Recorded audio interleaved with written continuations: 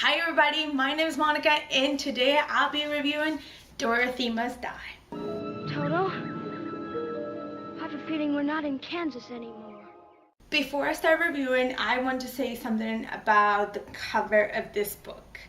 I love the cover because we obviously can tell that that's Dorothy. I mean, you can see the checkered dress and all that. But the cool thing is that whenever you remove the jacket, it becomes Dorothy full of blood. How cool is that? I really think that they did an amazing thing on the cover of the book without the jacket. The jacket's cool. Without the jacket, it looks even cooler. Dorothy Must Die is about a girl who lives in Kansas. Her name is Amy, and we do get a little bit of a background story to Amy. She is someone who is not popular at school. There's a girl at school who bothers her all the time. She gets into arguments with this girl. Her mom is an alcoholic who doesn't pay much attention to her because her dad left her at some point. And we get to learn a little bit about her. A tornado comes, and then that's how she kind of relates to Dorothy. So a tornado comes, takes her trailer away, and she lands in Oz. Now, it's not the Oz that we all know of. It's not all pretty skies and talking flowers and munchkins here, munchkins there. No, this is a completely different Oz. This is a Oz that is dark, that has witches that are not so good, wicked witches that are good. So that's when we get the twist. The good witch is not a good witch. She wants to get all the magic that she can, and the wicked witches must fight against her and Dorothy. Dorothy has become kind of the ruler of us. She controls Emerald City. Ozma does not exist anymore. The wizard does exist, but he is neither here or there. He's not a good guy, he's not a bad guy, he's just kind of neutral. And we learn about other witches that used to be wicked witches, and they have made this allegiance to try to fight Dorothy. This allegiance of witches helped Amy get out of a situation that she got herself into. And what they do is they tell her that they will help her as long as she is willing to help them. At first they don't tell her why or how, but then it is told to her that she has to fight Dorothy and she has to kill Dorothy. They tell her why. Obviously, this is not Oz. It's not the same Oz that they want to live in. It is not the same home. So they need to get rid of Dorothy because she's the cause of all this. So Amy agrees to it. They train her. They teach her some magic. And then they tell her that she has to go to Emerald City and kind of infiltrate the castle as a maid and learn what makes Dorothy what she is. We do get to see who Dorothy is. She is a brat. She gets whatever she wants. She changes time whenever she wants to. She has to get her hair brushed 1,000 times on the dot. It doesn't matter. It cannot be 999 or it cannot be 1001. It has to be 1,000 strokes on her hair. She also gets as many dresses as she wants. They're all blue checkered, which is kind of crazy. And also, everybody has to be polite. Everybody has to be happy to see her. Everybody has to give her compliments. So we do learn about the Tin Woodman.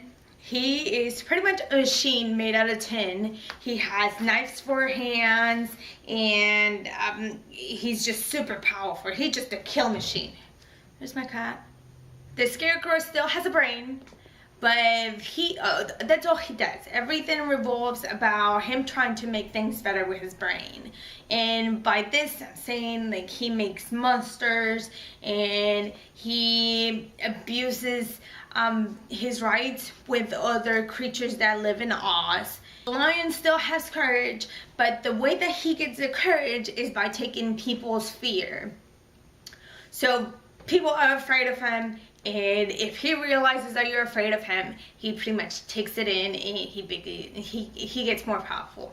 Amy learns all these things while she's in castle. She kind of gets to know the schedule that Dorothy might have. She also gets to learn about some of the rooms that are in the castle. She gets to meet the wizard. The wizard knows that it's Amy, but he is not willing to tell anybody, neither her, to tell her that he knows that she is Amy. We see Ozma here and there, but Ozma she looks like she has been drained. She looks like she's a zombie. She doesn't act for herself. Ozma is not there. She's literally there, but her mind is not there.